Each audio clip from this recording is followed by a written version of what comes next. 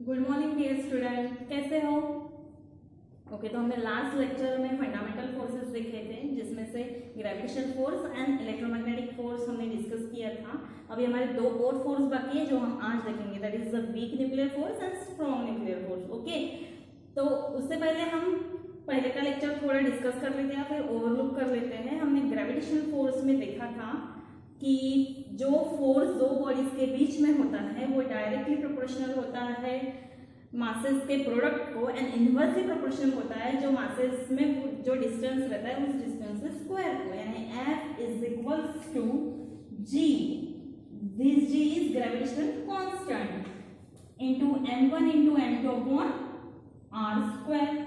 Okay, this is the gravitational force. Okay, and then हमने देखा था इलेक्ट्रोमैग्नेटिक फोर्स। इलेक्ट्रोमैग्नेटिक फोर्स में हम लोगों ने देखा था कि दो चार्जेस के बीच में, ठीक है, चाहे वो पॉजिटिव पॉजिटिव रहे, पॉजिटिव निगेटिव रहे या फिर निगेटिव निगेटिव रहे, ठीक है, तो दो चार्जेस अगर अपोजिट चार्जेस है, ओके, यानी पॉजिटिव निगेटिव चार्जेस है, तो वो क्या करते हैं, अट्रैक्ट करते हैं। और दो अगर सेम चार्जेस है, जैसे कि पॉजिटिव पॉजिटिव चार्जेस है, निगेटिव निगेटिव चार्जेस है, तो वो रिपेल करते हैं।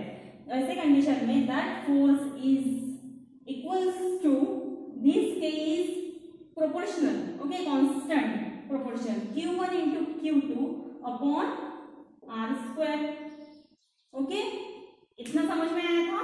And that force is called as electromagnetic force, या फिर ये एक इलेक्ट्रोस्टैटिक इक्वेशन हो गया। और फोर्स, इलेक्ट्रोमैग्नेटिक फोर्स यानी हमने क्या देखा था, combinedly charges between the magnets and charges between the electric force is called as electromagnet. Okay, उसके बाद आज हम डिस्कस करते हैं weak nuclear force and strong nuclear force. Okay, तो सबसे पहले हम स्ट्रॉन्ग न्यूक्लियर फोर्स देखेंगे, उसके बाद हमें वीक न्यूक्लियर फोर्स देखेंगे। तो आप यहाँ पे एक चीज ऑब्जर्व कर रहे होंगे कि यहाँ पे दोनों जगह न्यूक्लियर न्यूक्लियर है, यानी एक बात क्लियर है कि ये दोनों जो फोर्स है वो न्यूक्लियर जनरेटेड फोर्स है। मैंने लास्ट लेक्चर में भी आपको बोला था, ठीक है, क्या है दोनों फोर्स, न्यूक्लियर जनरेटेड फोर्स है, ठीक है। तो सबसे पहले मैं आज हमारा स्ट्रॉन्ग न्यूक्लियर फोर्स डिस्कस करूंगी, उसके बाद वीक न्यूक्लियर फोर्स। तो ऐसा क्यों? क्योंकि वीक न्यूक्लियर फोर्स ये मोस्ट इंपॉर्टेंट है और समझने में थोड़ा प्रॉब्लम होता है, थोड़ी दिक्कत होती है, इसलिए वो फोर्स में सबसे लास्ट होंगी, यानी आपको समझने में आसानी होगी। ओके, तो हम थर्ड नंबर पे लेते हैं strong nuclear and fourth number पे लेते हैं वीक न्यूक्लियर फोर्स। उसके बाद अगर ये सीक्वेंस कुछ भी होता है, मैंने यहाँ पे इंक्रीजिंग ऑर्डर में इसलिए लिखा है क्योंकि आपको रेशियो ध्यान रखने में या समझने में इजी जाए, इसलिए मैंने ये इंक्रीजिंग ऑर्डर इस सीक्वेंस में लिखा है। ओके, तो हम अगर यहाँ पे, आई थिंक मैंने लास्ट टाइम बताया था आपको, इसके रेशियोज की वैल्यू, अगर हमारे पास ग्रेविटेशन फोर्स की वैल्यू 1 है तो वीक फोर्स की वैल्यू क्या है, वीक न्यूक्लियर फोर्स की वैल्यू क्या है, 10 की पावर 25 है, यानी वीक न्यूक्लियर फोर्स 10 की पावर 25 टाइम्स ज्यादा है ग्रेविटेशनल फोर्स से। वैसे ही हमारे पास इलेक्ट्रोमैग्नेटिक फोर्स 10 की पावर 36 टाइम मोर पावरफुल है देन ग्रेविटेशन फोर्स से, and then strong nuclear force 10 की पावर 38 टाइम्स मोस्ट पावरफुल है ग्रेविटेशनल फोर्स से। मींस इस रेशियो से हमें पता चलता है कि strong nuclear force is the more strongest force. Okay, यानी ये चारों फोर्स में से सबसे ज्यादा पावरफुल फोर्स है हमारे पास स्ट्रॉन्ग न्यूक्लियर फोर्स। गेटिंग? इतना सबको समझ में आ गया? कोई प्रॉब्लम नहीं है, कोई क्वेरी नहीं है? ओके, अब हम देखते हैं स्ट्रॉन्ग न्यूक्लियर फोर्स क्या होता है। स्ट्रॉन्ग न्यूक्लियर, किसी को कुछ आइडिया है? एनीवन कभी पढ़ा है इसके पहले? नहीं? ओके, तो हमारा थर्ड नंबर पे है स्ट्रॉन्ग न्यूक्लियर फोर्स। अब हम देखते हैं स्ट्रॉन्ग न्यूक्लियर फोर्स क्या होता है। स्ट्रॉन्ग न्यूक्लियर फोर्स के सबसे पहले आपको एटॉमिक स्ट्रक्चर पता होना चाहिए। आपने केमिस्ट्री में अब तक पढ़ा होगा या आगे जाके पढ़ोगे, ठीक है, सबको पता है केमिस्ट्री, पीरियोडिक टेबल, एलिमेंट्स। वैसे ही हम अगर एक एलिमेंट्स आपको बताना चाहूंगी तो वो सोडियम लेते हैं एज एग्जाम्पल, ठीक है। सोडियम को क्या लिखते हैं, Na, ठीक है, इसका एटॉमिक नंबर क्या होता है, यस करेक्ट, 11। ओके, यानी एटॉमिक नंबर इस Z से डिनोट करते हैं। तो यानी सोडियम में नंबर ऑफ इलेक्ट्रॉन्स 11 रहेंगे और नंबर ऑफ प्रोटॉन्स भी 11 रहेंगे। ठीक है, ओके। तो मैं आपको अब बताती हूँ या फिर दिखाती हूँ कि किसी भी एटम का नेचर कैसे होता है। तो सबसे पहले कोई भी एटम में एक जो छोटी कोर होती है, ठीक है, मैंने क्या बोला, एटम में एक छोटी जो कोर होती है किसी भी एटम में, ओके, किसी भी एटम में एक छोटी बीच में सेंटर में जो छोटी कोर होती है उसे बोलते हैं न्यूक्लियस। ठीक है, तो न्यूक्लियस में क्या होता है, number of protons and number of neutrons होते हैं। ठीक है, तो मैं यहाँ पे नंबर ऑफ प्रोटॉन्स और नंबर ऑफ न्यूट्रॉन्स होते हैं। ठीक है, और उसके आउटर मोस्ट ऑर्बिट में होता है इलेक्ट्रॉन। क्या होता है, इलेक्ट्रॉन्स होते हैं।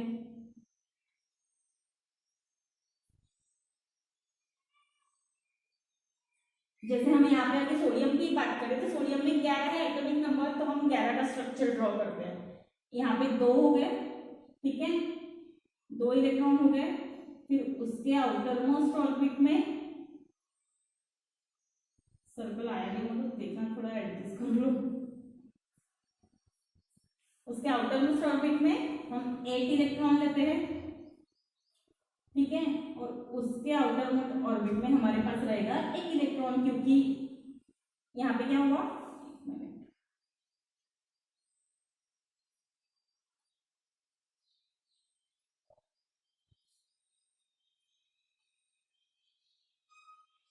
ठीक है, यहाँ पे 8 लिया तो यहाँ पे 1 इलेक्ट्रॉन लेना पड़ेगा, यानी 2 + 8 = 10, 10 + 1 = 11। ओके, तो 8 इलेक्ट्रॉन में सोडियम कंप्लीट हो गया। तो मैं ये न्यूक्लियस जो है उसे आपको जूम करके बताती हूँ, थोड़ा जूम करके, यानी आपको यहाँ पे जो प्रोटॉन्स है वो आप सबको पता होगा कि प्रोटॉन का नेचर कैसे होता है, पॉजिटिव चार्ज का होता है, और न्यूट्रॉन का नेचर कैसे होता है, नो चार्ज यानी न्यूट्रल होता है। ओके, इतना पता चल गया है। यानी मैं इस प्रोटॉन को पॉजिटिव चार्ज करके लिखती हूँ। ये जो पॉजिटिव चार्ज है ये प्रोटॉन हो गए, और न्यूट्रॉन का स्मॉल n लिखती हूँ। पर क्या होता है, न्यूक्लियस की साइज इतनी छोटी होती है, कितनी होती है न्यूक्लियस की साइज ऑफ न्यूक्लियस किसे पता है, किसी को नहीं। मैं चलो यहाँ पे आपको साइज बता देती हूँ न्यूक्लियस की। न्यूक्लियस की साइज होती है 10⁻⁻15 metre. Okay, and it's also called as 1 fermi. Fermi means FM, ऐसे भी लिखते हैं fermi, FERMI। Okay, 1 fermi = 10⁻⁻15 metre. इतनी छोटी होती है, यानी आप सोच सकते हो कि वो न्यूक्लियस कितना छोटा होता होगा, वो हमें बहुत ही स्मॉल होता है, वो दिखाई नहीं देता है हमें। ठीक है, तो ऐसे न्यूक्लियस में प्रोटॉन्स होते हैं और प्रोटॉन्स होते हैं और न्यूट्रॉन्स होते हैं, और उसके आउटर में ऑर्बिट में इलेक्ट्रॉन्स होते हैं। ठीक है, हमने अब तक पढ़ा था, लास्ट लेक्चर में हमने देखा था कि इलेक्ट्रोमैग्नेटिक जो फोर्स होता है, ठीक है, इलेक्ट्रोमैग्नेटिक फोर्स में क्या होता है, पॉजिटिव चार्ज रिपेल करते हैं। ओके, पॉजिटिव रिपेल करते हैं। अगर प्रोटॉन हमारे पास है तो वो फोर्स क्या करेगा, एक दूसरे को रिपेल करेगा, यानी वो बाहर खींचते हैं एक दूसरे को। ठीक है, और न्यूट्रॉन भी रहे तो वो भी बाहर खींचते हैं एक दूसरे को, वो भी रिपेल करते हैं। और न्यूट्रॉन और प्रोटॉन रहे तो वो अट्रैक्ट करते हैं। सिर्फ हमने यहाँ पे ये पढ़ा था। अगर यहाँ पे सेम चीज होती है, ओके, क्योंकि यहाँ पे क्या है, प्रोटॉन है, न्यूट्रॉन का तो कोई चार्ज ही नहीं होता है। प्रोटॉन का कौन सा चार्ज होता है, पॉजिटिव चार्ज होता है। और बाहर की भी आउटर मोस्ट ऑर्बिट में भी क्या है, अपने हमारे पास इलेक्ट्रॉन है, तो वो भी इलेक्ट्रॉन का निगेटिव चार्ज, और ये प्रोटॉन का पॉजिटिव चार्ज। ये प्रोटॉन का पॉजिटिव चार्ज, तो उसकी वजह से वो पहले ही रिपेल करेगा। ठीक है, वो रिपेल करके ये इलेक्ट्रॉन का भी वो निगेटिव चार्ज प्रोटॉन को अट्रैक्ट करेगा अपनी तरफ। ऐसे कंडीशन में अब हमारा जो न्यूक्लियस है वो टूट भी सकता है। ठीक है, अगर न्यूक्लियस टूट जाता है तो न्यूक्लियस खत्म। ओके, न्यूक्लियस खत्म यानी एटम खत्म। एटम खत्म मीन्स मॉलिक्यूल खत्म, और फिर हम कैसे यहाँ पे खड़े हैं, सही है। मॉलिक्यूल ही खत्म है, मॉलिक्यूल ही एग्जिस्ट नहीं कर पा रहा है, तो अर्थ भी कैसे एग्जिस्ट करेगी? अर्थ ही नहीं है तो हम भी नहीं है, ठीक है। बट ऐसे कंडीशन में क्या होता है, ऐसा क्यों हो रहा है? क्योंकि हमने अभी तक सिर्फ इलेक्ट्रोमैग्नेटिक फोर्स पढ़ा था, हमने स्ट्रॉन्ग न्यूक्लियर फोर्स पढ़ा ही नहीं था। तो अब देखो क्या होता है, स्ट्रॉन्ग न्यूक्लियर फोर्स यानी अब तक क्या होता है कि जो ये प्रोटॉन प्रोटॉन का पॉजिटिव चार्ज एक दूसरे को रिपेल करता है, बाहर की ओर खींचता है, और जो इलेक्ट्रॉन है बाहर के ऑर्बिट में जो इलेक्ट्रॉन है वो इलेक्ट्रॉन भी वो प्रोटॉन को अपनी तरफ खींचेगा, यानी ये न्यूक्लियस तो टूटने वाला था, ठीक है।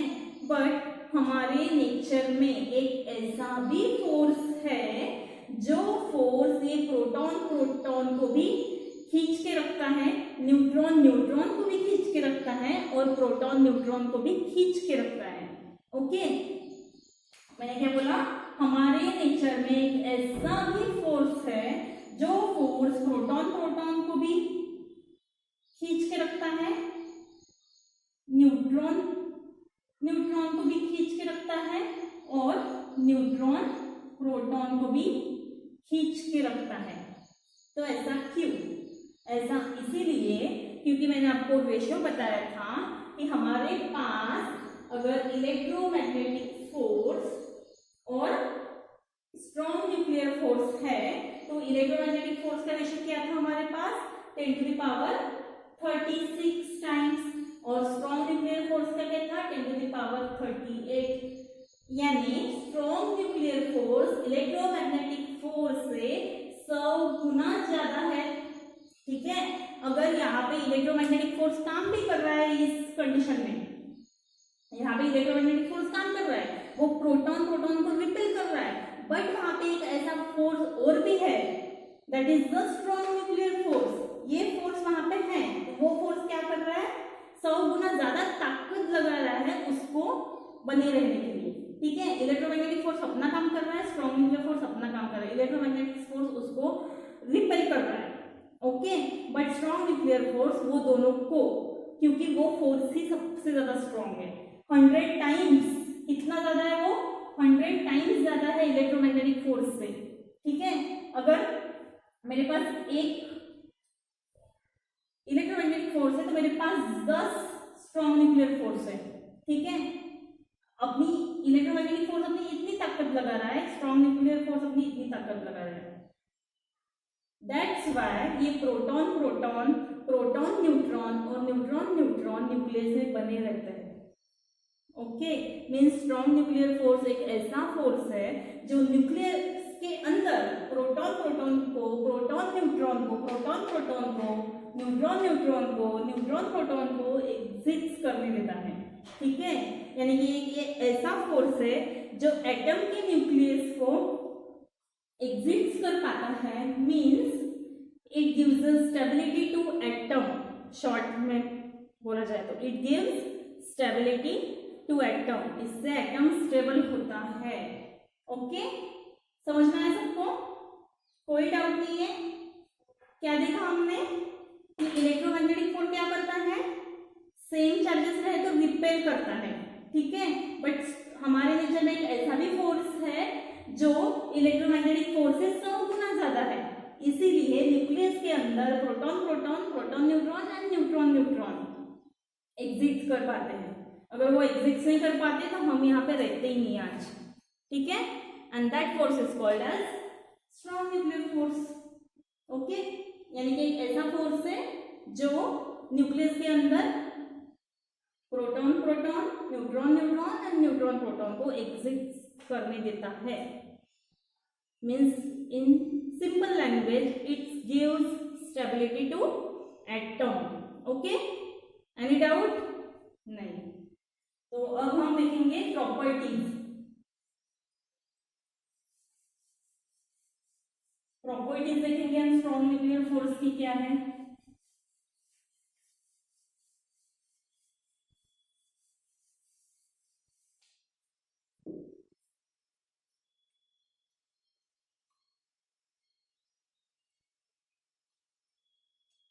प्रॉपर्टीज, तो इसकी सबसे पहली प्रॉपर्टीज है it is A short range force.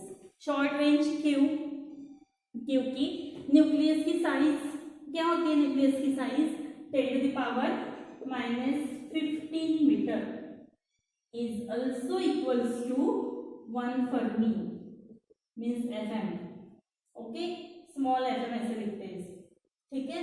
Means इसकी फर्स्ट प्रॉपर्टी हो गई short range force. Okay, then second क्या है, सेकंड क्या हो सकती है, जितना समझ में आया क्या हो सकती है second property? Yes, it is the strongest force, क्योंकि इसका पावर कितना है 10⁻38। ओके, यानी सभी फोर्सेस में सबसे ज्यादा स्ट्रॉन्ग है ये force, strongest force. Okay, and third is the charge independent. Charge independent क्यों? क्योंकि जब प्रोटॉन का पॉजिटिव चार्ज होता है फिर भी ये अट्रैक्ट करता है, प्रोटॉन रहे पॉजिटिव रहा फिर भी ये अंदर खींचता है, न्यूट्रॉन रहे फिर भी ये अंदर खींचता है, न्यूट्रॉन प्रोटॉन रहे फिर भी ये अंदर खींचता है, ठीक है। So it is A charge independent, electromagnetic तरह काम नहीं करता है ये, ठीक है। फोर्थ है it is a inversely proportional to the distance. Okay, inversely proportional to distance, but कब इनवर्सली प्रोपोर्शनल होता है ये फोर्स डिस्टेंस को? जब आपका फोर्स ग्रेटर है 10⁻² मीटर से, जब आपका डिस्टेंस 10⁻² मीटर से ज्यादा है तब ये फोर्स इनवर्सली प्रोपोर्शनल रहेगा डिस्टेंस को, means inversely proportional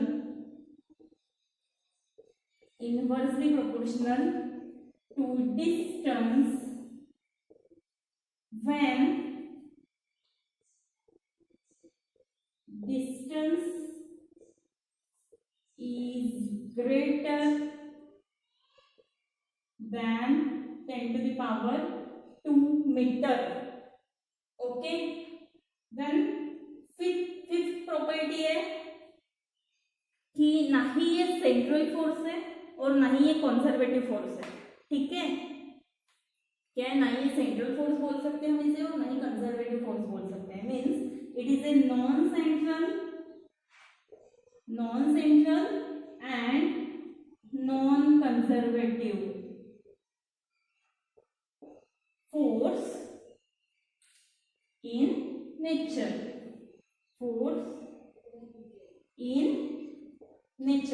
okay. Then six property है हमारे पास। सिक्स प्रॉपर्टी कौन सी होगी, कौन सी, कोई बताएगा? हाँ, जैसे हम लोगों ने देखा था कि ग्रेविटेशनल फोर्स किसने जनरेट किया है, कौन से पार्टिकल ने जनरेट किया है, वैसे हमने देखा था कि इलेक्ट्रोमैग्नेटिक फोर्स कैसे जनरेट हुआ है, तो ये भी कैसे जनरेट हुआ होगा? आप लोगों को पता है हमारे पास एलिमेंट्री पार्टिकल्स है, मैंने उसी दिन बताया कि सिर्फ 3 पार्टिकल्स नहीं होते, उससे भी कई छोटे पार्टिकल्स होते हैं। वो छोटे पार्टिकल्स को हम एलिमेंट्री पार्टिकल्स बोलते हैं, ठीक है। जैसे क्वार्क है, न्यूट्रिनो है, बोसॉन्स, फर्मियंस, एंटी न्यूट्रिनोस, ठीक है। वैसे ही हमारे पास और एलिमेंट्री पार्टिकल्स होते हैं छोटे छोटे। तो एक जापानीज साइंटिस्ट थे जिनका नाम था युकावा, ठीक है। एक ये जापानीज साइंटिस्ट है, इन्होंने डिस्कवर किया था स्ट्रॉन्ग न्यूक्लियर फोर्स, ठीक है। तो उनका बोलना ये था कि पाई मिसॉन्स नाम का एक छोटा पार्टिकल होता है, वो जनरेट, यानी वो पार्टिकल रिस्पॉन्सिबल होता है स्ट्रॉन्ग न्यूक्लियर फोर्स जनरेट होने में। कौन सा पार्टिकल? पाई मिसॉन। तो हमारी 6 प्रॉपर्टी हो गई पाई मिसॉन। ये पार्टिकल, ये एलिमेंट्री पार्टिकल जनरेट करता है हमारा स्ट्रॉन्ग न्यूक्लियर फोर्स, ओके। और इसके बाद हम इस फोर्स को रिपल्सिव फोर्स भी बोल सकते हैं, ठीक है। तो हम इसको रिपल्सिव फोर्स कब बोलेंगे? जब इस फोर्स का डिस्टेंस कम होगा 0.5 फर्मी से। कब होगा? 0.5 Fermi, means it is A repulsive force, but when it is less less than 0 point, its distance, okay, its distance is less than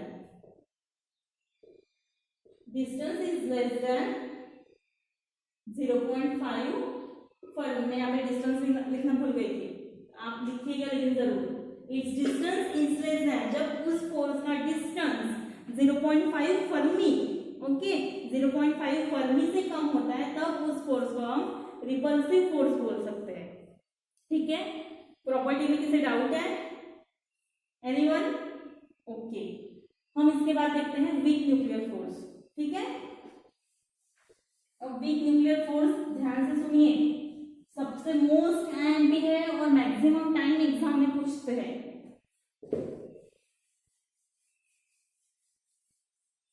इसमें तो कोई प्रॉब्लम नहीं होगा प्रॉपर्टीज में आपको। ठीक है, so next is and fourth type weak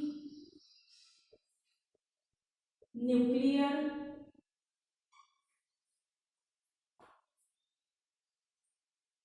force. क्या होता है weak nuclear force? Week nuclear force यानी एक ऐसा फोर्स होता है, सबसे पहले मैं आपके साथ कुछ डिस्कस करना चाहती हूँ। जैसे आप लोग कभी कभी पहनते होंगे आपके हाथ में बैंड, ठीक है, बैंड सब लोग पहनते होंगे, या फिर आपने कभी किसी के घर पे हुआ भी रहता भी होगा, या फिर आपने देखा होगा सीलिंग में जो स्टार्स होते हैं छोटे छोटे, या फिर चांद सितारे ऐसे रहते हैं घर पे, देखा है? हाँ, सबने देखा है। ओके, तो जो बैंड रहता है वो बैंड चमकता क्यों है? क्यों चमकता है? वो ग्लो करता है ना। हाँ राइट, अंधेरे में ग्लो करता है। क्यों करता है अंधेरे में ग्लो? क्या बोलते हैं उस बैंड को? Radium band. यस करेक्ट, क्या बोलते हैं उस बैंड को? Radium band. बट आप लोगों को पता है रेडियम किसे बोलते हैं? रेडियम एक ऐसा मटेरियल है जिसे हम रेडियो एक्टिव मटेरियल बोलते हैं। क्या बोलते हैं? Radio active material. वो रेडियो एक्टिव मटेरियल में क्या होता है? जिससे गैमा रेडिएशन होते हैं, ठीक है, और वो गैमा रेडिएशन जैसे बाहर आते हैं वो इतने पावरफुल होते हैं कि हमारी बॉडी को हार्मफुल होते हैं। वो गैमा रेडिएशन से हमें कैंसर भी हो सकता है, और वो इतना ज़्यादा महंगा मटेरियल है, बहुत एक्सपेंसिव रहता है, इसलिए वो बैंड पे रेडियो एक्टिव मटेरियल यानी कि रेडियम नहीं रहता है। ठीक है, आपके जो बैंड है उसमें रेडियो एक्टिव मटेरियल रेडियम नहीं होता है, उसमें होता है फ्लोरोसेंट मटेरियल। फ्लोरोसेंट मटेरियल यानी ऐसा मटेरियल जो लाइट बंद करने के बाद चमकता है और थोड़ी देर के बाद उसकी चमक धीरे धीरे कम हो जाती है। ठीक है, इसके कारण वो चमकता है, बाद में थोड़ी देर लोगों के 4-5 मिनट के बाद उसकी चमक चली जाती है। ठीक है, तो मैं आपको अब बताऊंगी रेडियो एक्टिव मटेरियल क्या होते हैं। ठीक है, ये रेडियो एक्टिव एलिमेंट्स आप सब लोगों ने पीरियोडिक टेबल पढ़ा होगा। ठीक है, जैसे पीरियोडिक टेबल में केमिस्ट्री में देखा होगा आपने 4 ब्लॉक्स होते हैं, तो आपके पास F ब्लॉक होता है ना। हाँ करेक्ट, अपने पास F ब्लॉक होते हैं। तो F ब्लॉक के जितने भी एलिमेंट्स होते हैं, सारे के सारे एलिमेंट्स को हम रेडियो एक्टिव मटेरियल बोलते हैं, रेडियो एक्टिव एलिमेंट्स कहते हैं उसे। ठीक है, तो रेडियो एक्टिव एलिमेंट्स यानी ऐसे एलिमेंट्स जिसका न्यूक्लियस अनस्टेबल होता है। ठीक है, जिसका न्यूक्लियस क्या होता है? अनस्टेबल होता है। अब कोई भी चीज अनस्टेबल होगी तो वो स्टेबल करना चाहेगी। जैसे मैं अगर अनस्टेबल हूँ, ठीक है, अगर जैसे मैं गरीब हूँ तो मैं पैसे कमाना चाहूंगी, स्टेबल होना चाहूंगी। ठीक है, यानी कोई भी पार्टिकल या कोई भी अनस्टेबल चीज स्टेबल होना चाहेगी। वैसे ही ये रेडियो एक्टिव एलिमेंट्स के न्यूक्लियस क्या होते हैं? अनस्टेबल होते हैं। ठीक है, जैसे रेडियो एक्टिव एलिमेंट्स में बहुत सारे एलिमेंट हैं, जैसे यूरेनियम, थोरियम, प्लूटोनियम। जैसे एज ए एग्जांपल हम अभी यूरेनियम लेते हैं। क्या लेते हैं? यूरेनियम।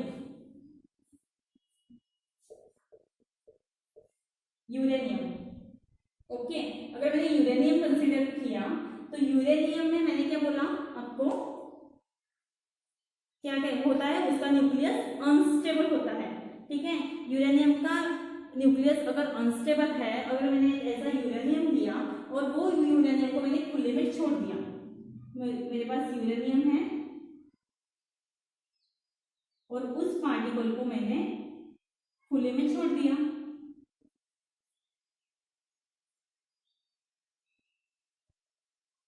ठीक है, यानी इसका जो न्यूक्लियस है वो क्या है आपके पास, अनस्टेबल है। ठीक है, ये यूरेनियम क्या है हमारा, रेडियो एक्टिव मटेरियल है। ओके, ये यूरेनियम क्या है, रेडियो एक्टिव मटेरियल है। मैंने यूरेनियम एज ए एग्जांपल यहाँ पे लिया है, सपोज कंसीडर करो, और यूरेनियम को मैंने खुले में छोड़ दिया है। अगर मैंने यूरेनियम को खुले में छोड़ दिया तो वो यूरेनियम के जो न्यूक्लियस रहेगा वो अनस्टेबल होता है पहले ही, तो वो अनस्टेबल होने के कारण यहाँ से रेडिएशंस निकलते हैं। ठीक है, यहाँ से कौन से रेडिएशंस निकलते हैं, गैमा रेडिएशंस निकलते हैं। तो वो 3 टाइप्स के होते हैं। तो फर्स्ट हमारे पास होता है अल्फा पार्टिकल, दूसरा हमारे पास होता है बीटा पार्टिकल, और तीसरा हमारे पास होता है गैमा रे। ये गैमा रे एक एनर्जी होती है। ठीक है, तो अल्फा पार्टिकल से निकलते हैं 2 positive helium ions, 2 positive helium ions. ठीक है, बीटा पार्टिकल से निकलते हैं इलेक्ट्रॉन्स। ठीक है, बीटा पार्टिकल से क्या निकलते हैं, इलेक्ट्रॉन्स, और ये गैमा रेडिएशन यानी एनर्जी होती है। ठीक है, अब आप बोलोगे कि ये न्यूक्लियस में तो सब प्रोटॉन और न्यूट्रॉन होते हैं, तो ये इलेक्ट्रॉन्स कैसे आया। ठीक है, आपका भी सही है, लेकिन मैंने आपको अभी स्ट्रॉन्ग न्यूक्लियर में कहा था कि जो कोर होती है, जो न्यूक्लियस होता है, उसके आउटर मोस्ट ऑर्बिट में इलेक्ट्रॉन्स होते हैं। सही है, तो इलेक्ट्रोमैग्नेटिक वेव्स में क्या होता है, पॉजिटिव पॉजिटिव रिपेल होते हैं, तो वो इलेक्ट्रॉन वो पॉजिटिव प्रोटॉन को अट्रैक्ट कर रहा होगा, वहां से वो इलेक्ट्रॉन हो सकता है कि वो एक इलेक्ट्रॉन हो। ठीक है, तो अभी क्या होता है, जो भी हमारे पास बीटा पार्टिकल्स होते हैं उसमें से इलेक्ट्रॉन्स पास होते हैं। ठीक है, तो किसी भी न्यूक्लियस में, तो ये न्यूक्लियस क्या है, पहले मैंने कहा था कि ये न्यूक्लियस क्या है, अनस्टेबल है। तो अब ये न्यूक्लियस स्टेबल होना चाहेगा। ठीक है, अब ये न्यूक्लियस क्या होना चाहेगा, स्टेबल होना चाहेगा, यानी ये न्यूक्लियस जब स्टेबल होता है तब वो न्यूक्लियस डिसइंटीग्रेट होता है। क्या होता है, तब वो न्यूक्लियस डिसइंटीग्रेट होता है, यानी डिसइंटीग्रेट होना यानी टूटना। ठीक है, तो ये न्यूक्लियस जब डिसइंटीग्रेट होता है तब उस न्यूक्लियस से रेडिएशंस बाहर निकलते हैं, और वो रेडिएशंस होते हैं alpha particle, beta particle and gamma rays. मैंने आपको पहले ही बोला था कि इसमें से 3 रेडिएशंस निकलते हैं। ठीक है, alpha particle, beta particle and gamma rays. मैंने आपको क्या पहले बोला था कि हमारे पास पार्टिकल्स होते हैं, जो आपको 10 तक पता था कि 3 टाइप्स के होते हैं, बट इससे भी छोटे एलिमेंट्री पार्टिकल्स होते हैं। जब ये न्यूक्लियस अनस्टेबल से स्टेबल होना यानी डिसइंटीग्रेट होना यानी टूट जाना, जब ये न्यूक्लियस डिसइंटीग्रेट होता है तब इसमें से रेडिएशंस निकलते हैं, और ये 3 रेडिएशंस के साथ साथ और भी बहुत सारे रेडिएशंस इस न्यूक्लियस से बाहर निकलते हैं। ठीक है, तो जब ये रेडिएशंस बाहर निकलते हैं तो मैंने आपको बोला था कि एलिमेंट्री पार्टिकल्स हमारे पास बहुत होते हैं, प्रोटॉन, न्यूट्रॉन, इलेक्ट्रॉन्स, इससे भी छोटे हमारे पास quarks, mesons, bosons, neutrinos, anti neutrinos, ऐसे बहुत सारे पार्टिकल्स हमारे पास होते हैं। ठीक है, तो क्या होता है, ये 3 रेडिएशंस के साथ साथ और भी कई पार्टिकल्स हमारे पास निकलते हैं, और उसमें से निकलता है हमारे पास neutrino and anti neutrino. Okay, तो neutrino it is denoted by nu and anti neutrino it is denoted by बारबेन। ओके, इसे बोलते हैं न्यूट्रिनो और इसे बोलते हैं एंटी न्यूट्रिनो। ओके, तो ये रेडिएशंस यानी जब ये न्यूक्लियस डिसइंटीग्रेट होता है, उसमें से जो भी रेडिएशंस बाहर निकलते हैं, that is alpha particle and beta particle, इसके साथ साथ न्यूट्रिनो, एंटी न्यूट्रिनो, ऐसे भी पार्टिकल्स बाहर निकलते हैं। और ये जो बीटा पार्टिकल है और ये जो न्यूट्रिनो है, इनको लगने में जो फोर्स होता है, that force is called as weak nuclear force. Okay, उस फोर्स को क्या बोलते हैं, वीक न्यूक्लियर फोर्स बोलते हैं। ठीक है, जैसे मैंने आपको कहा था कि बीटा पार्टिकल में कौन से क्या बाहर आता है, इलेक्ट्रॉन्स बाहर आता है, और न्यूट्रिनोज में क्या बाहर आएगा, म्यू। तो इन दोनों के बीच में जो भी फोर्स लगता है उस फोर्स को क्या बोलते हैं, वीक न्यूक्लियर फोर्स। अब बच्चों मैंने पहले ही बता दिया था आपको कि एलिमेंट्री पार्टिकल्स बहुत होते हैं, तो इलेक्ट्रॉन का निगेटिव या अपोजिट पार्टिकल होता है positron, and that it is donated by e to the power positive या प्लस। ठीक है, और न्यूट्रिनो का अपोजिट क्या होता है, anti neutrino, and that is the mu bar. Okay, तो इसको बीच में यानी इसमें लगने में जो भी फोर्स लगता है उस फोर्स को क्या कहते हैं, वीक न्यूक्लियर फोर्स। ठीक है, समझ में आया? मैंने सिंपल लैंग्वेज में क्या कहा, ध्यान से सुनो भी। ठीक है, किसी को कोई प्रॉब्लम है? अथर्व, आशीष, आकाश, मृणाल, ओके, सुनो ध्यान से, ध्यान दो इधर। मैंने क्या कहा, जो भी रेडियो एक्टिव एलिमेंट्स होते हैं हमारे पीरियोडिक टेबल में, जो एफ ब्लॉक है उस एफ ब्लॉक के सारे एलिमेंट्स रेडियो एक्टिव मटेरियल है। रेडियो एक्टिव मटेरियल का न्यूक्लियस अनस्टेबल होता है। जैसे मैंने यहाँ पे यूरेनियम लिया, यूरेनियम का न्यूक्लियस क्या है, अनस्टेबल है। वो कोई भी अनस्टेबल चीज स्टेबल होना चाहेगी, मैं गरीब हूँ अमीर होना चाहूंगी, वैसे ही अनस्टेबल न्यूक्लियस क्या होना चाहेगा, स्टेबल होना चाहेगा। ठीक है, जब ये न्यूक्लियस स्टेबल होना चाहेगा तब वो क्या होगा, डिसइंटीग्रेट होगा यानी वो टूट जाएगा। ठीक है, जब वो न्यूक्लियस टूट जाएगा, जब वो न्यूक्लियस डिसइंटीग्रेट होगा, तब उस न्यूक्लियस से रेडिएशंस बाहर आएंगे। हमारे पास 3 टाइप के रेडिएशंस है, alpha particle, beta particle, gamma rays. Alpha particles में हमारे पास पॉजिटिव 2 हेलियम आयंस निकलते हैं, बीटा पार्टिकल्स में हमारे पास इलेक्ट्रॉन्स निकलते हैं, और गैमा रे यानी एनर्जी होती है। ठीक है, इसके साथ साथ और भी कई छोटे पार्टिकल्स उस न्यूक्लियस से बाहर आते हैं, और उसमें न्यूट्रिनोज और एंटी न्यूट्रिनोज के साथ साथ और भी पार्टिकल्स होते हैं। तो उसके बीच में जो न्यूट्रिनो और ये बीटा पार्टिकल्स मींस इलेक्ट्रॉन के बीच में जो भी फोर्स लगता है उस फोर्स को हम बोलते हैं वीक न्यूक्लियर फोर्स। ओके, और ये इलेक्ट्रॉन्स का अपोजिट हमारे पास होता है पॉजिट्रॉन, और न्यूट्रिनो का अपोजिट होता है एंटी न्यूट्रिनो। इन दोनों के बीच में भी जो फोर्स होता है उस फोर्स को बोलते हैं वीक न्यूक्लियर फोर्स। ओके, सबको समझ में आया? किसी को कोई डाउट है? वैसे ही जैसे मैंने अभी कहा कि इसमें से बोसॉन्स, लेप्टॉन्स, मिसॉन्स, बहुत सारे पार्टिकल्स निकलते हैं। ठीक है, लेप्टॉन्स भी निकलते हैं, मिसॉन्स भी निकलते हैं। ये सब क्या होता है, एक न्यूक्लियर फिजिक्स नाम का सब्जेक्ट होता है, आपको जब पीजी करेंगे या रिसर्च करेंगे फिजिक्स में, वहां पे बहुत डिटेल में होता है ये सब कुछ। ओके, ये एलिमेंट्री पार्टिकल्स की पूरे आपको एक अलग सब्जेक्ट होता है। ठीक है, कोई डाउट नहीं है? ओके, अब हम देखेंगे वीक न्यूक्लियर फोर्स के properties of weak nuclear force.